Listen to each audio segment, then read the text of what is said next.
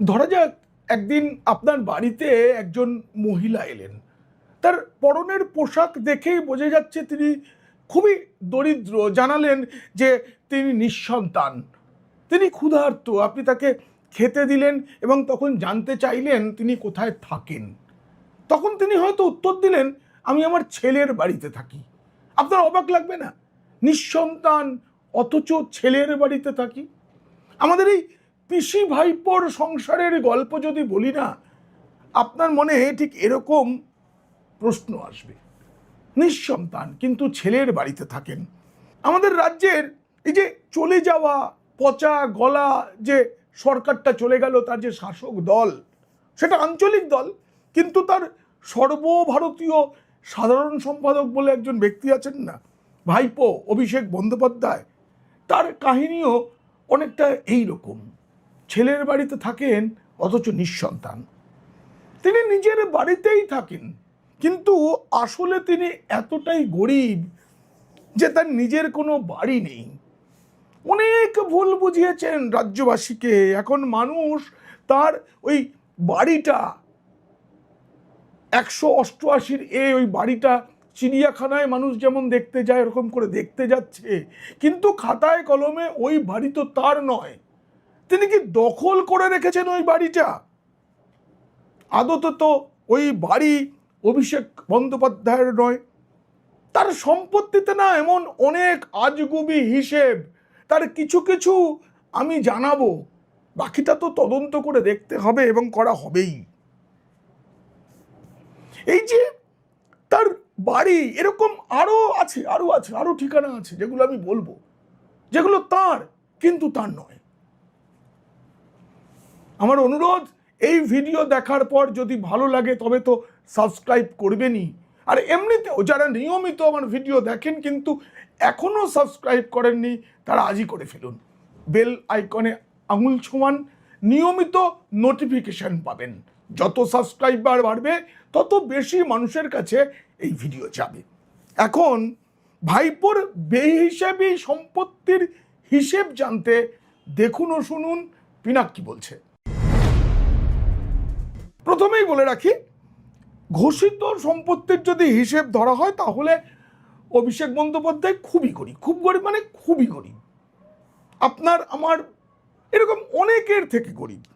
তার গাড়ি নেই, বাড়ি নেই, ফ্ল্যাট নেই, জমি নেই, কিচ্ছু নেই। তার স্ত্রীরও নেই, রুজিরা দেবীরও কিছু নেই। 3বার তিনি ভোটে দাঁড়িয়েছেন, 3বারই জিতেছেন। শেষবার তো 7 লাখ ভোটে, এখন বোঝা যাচ্ছে কত ভাগ ভোট আর কত ভাগ জল। যাই হোক, 3বার নির্বাচনে দাঁড়াতে গিয়ে তিনি নির্বাচন কমিশনকে হলফনামা জমা দিয়েছেন। সেই হলফনামাগুলো আমার কাছে আছে। আমি না মাঝে মাঝেই এই অভিষেক বন্দ্যোপাধ্যায়ের হলফনামাগুলো দেখি, উল্টে পাল্টে দেখি, জানেন আপনারাও। যারা মাঝে মাঝে হয় না যে কোনো একটা কিছু রহস্য উপন্যাস, সেটা বারবার পড়া, ফেলুদা সমগ্র বারবার নামিয়ে আবার প্রথম থেকে শুরু করা, সেরকম রহস্যময় এই হলফনামা আমি দেখি। আর তাতে না দেখতে পাই একটার সঙ্গে আর একটার অনেক ফারাক। সেই শিক্ষাগত যোগ্যতা থেকে সম্পত্তি, আমি আগেও এ নিয়ে আলোচনা করেছি, আজকে নতুন করে বলতে হচ্ছে, তার কারণ হিসেবটা শুরু হয়ে গেছে। কারণ হিসেব হবে, এই কথাটা তো দেওয়া হয়েছিল নির্বাচনের আগে। এমনি ব্যাংকে কিছু টাকা আছে, বুঝলেন, মানে 2024 সালের 10ই মে, 2 বছর আগের কথা বলছি, তখনও পর্যন্ত তার যে দেওয়া হিসেব তাতে 2,33,00,000 টাকার মতো তার অস্থাবর সম্পত্তি রয়েছে। সেটা কিন্তু একার নয়, স্বামী স্ত্রীর যৌথ যে তহবিল, তার মোট হিসেবটা বললাম ওই 2,33,00,000 একটু বেশি হবে। তার কিন্তু কোনো গাড়ি নেই, কোনো না, তার নেই, তার স্ত্রীর গাড়িও নেই। তবে তিনি যে গাড়িগুলো করে ঘোরেন, আমি শুনেছি, আমার গাড়ি সম্পর্কে খুব ধারণা নেই, এই গাড়িগুলোর নাকি অনেক দাম, প্রচুর প্রচুর, লক্ষ লক্ষ টাকা দাম। আপনারাও তো দেখেছেন সেই গাড়ি, একটু দেখে নিন ওনার কনভয় কেমন হয়।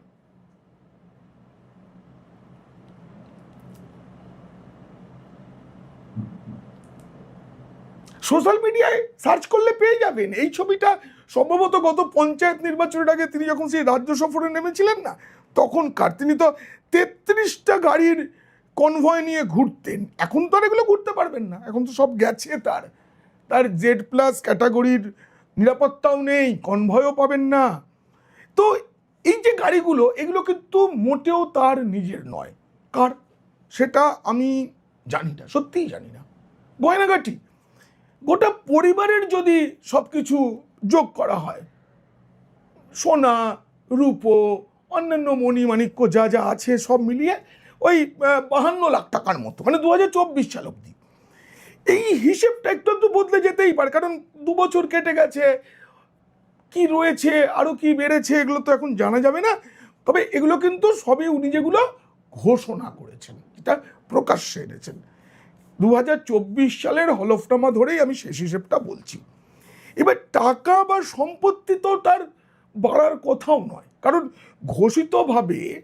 ঘোষিতভাবে তার আয় বলতে তো শুধু ওই ডায়মন্ড হারবারের সাংসদ হিসেবে মাসে বেতন আর ভাতা মিলিয়ে হাতিয়ার কতই পান, লাখ দেড়েক টাকার মতো। কিন্তু ওদিকে খরচ প্রচুর, ব্র্যান্ডেড জামা কাপড়, চশমা, স্টাইল, গাড়ি, তেল, প্রচুর খরচ, কিন্তু রোজগার বেশি নেই। এইবারে প্রশ্নটা হচ্ছে, এইভাবে যদি তার চলতে থাকে তাহলে আমরা কি করে বুঝবো যে আসলে তার কতটা সম্পত্তি নিজের আর কতটা ওনার সাজানো বাড়িটাই কি দখল করা। কিন্তু মুশকিল হচ্ছে জানেন তো, তার এখন সব কিছু অতীত হয়ে গেছে, কিন্তু যে হিসেব তিনি পেশ করে ফেলেছেন, ঘোষণা করে ফেলেছেন, সেগুলো তার অতীত হয় না, সেগুলো তো দেখাই যাচ্ছে, সেখানেই তো বলছি। এবার বিষয়টা হচ্ছে পিসি, দেখা গেল তিনি সব খুঁজিয়েছেন, এখনো মুখ্যমন্ত্রী পদ থেকে ইস্তফা দেননি, ওটা চলে গেছে পদটা।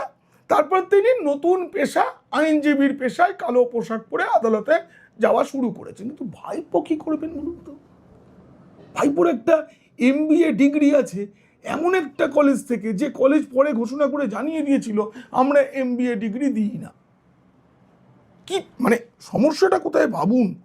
পিসি আইনজীবীর পেশা নিলেন, কিন্তু তোলাবাজির পেশাটা এই রাজ্য থেকে উঠে গেছে, নিষিদ্ধ হয়ে গেছে তোলাবাজি, সিন্ডিকেট চালানো পেশাটা। তাহলে কি করবেন?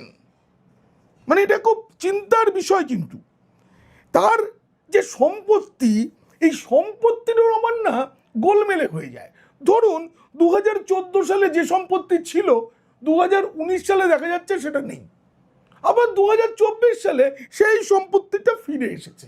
এমনকি আয়, তিনি মানে 2014 সালে যখন তিনি হলফনামা দিচ্ছেন তখন তো তার সাংসদ হননি, তখন বেতন নেই, তখন তিনি নানা রকম দেখিয়েছেন, এখান থেকে আয় ওখান থেকে আয়, তখন কিন্তু গুণাক করেও বলেননি তিনি লিভস অ্যান্ড বাউন্স কোম্পানির মালিক, সেখান থেকে অনেক কিছু হয় বলেননি। এই যে ব্যাপারটা, এটা না সত্যি করে অত্যন্ত আশ্চর্য বিষয়। মানে পিসি ভাইপের সম্পর্কের মতোই এটাও না। এই দেখুন আপনাদের দেখাচ্ছি, ঘোষিতভাবে এটাই হচ্ছে অভিষেক বন্দ্যোপাধ্যায়ের ঠিকানা, এই ঠিকানাতেই পিসিমণি থাকেন।